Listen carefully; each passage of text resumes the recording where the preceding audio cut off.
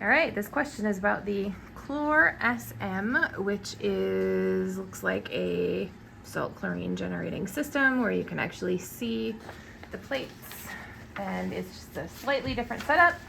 I'm told it's manufactured by Chlor King. Anyway, the question is, there are plates inside the cell tank, but I was told I still have to add salt manually to the spa. If that's the case, what is the purpose of the Chlor SM?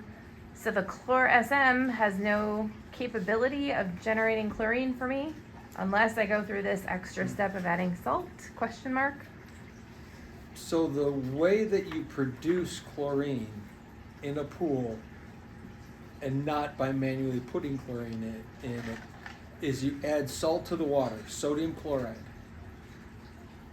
NaCl, sodium chloride, H2O water. You put those together, you mix them all up.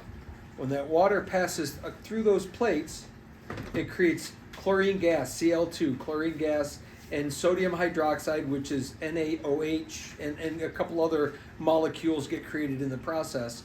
But the Cl2 chlorine gas is very unstable. And the chlorine molecule, they're not molecules at this point, they are atoms, don't want to stay together, so they burst apart. And in that process of bursting apart, that destroys the organics in the water. And they recombine with the sodium hydroxide and the other things that were created, and now we have salt and water again.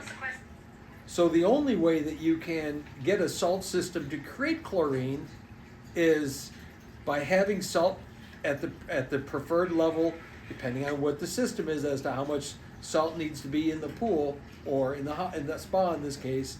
And those plates only create chlorine out of the salt and the water that are running through them. So if you have no salt in there, those plates aren't doing a bit of good for you.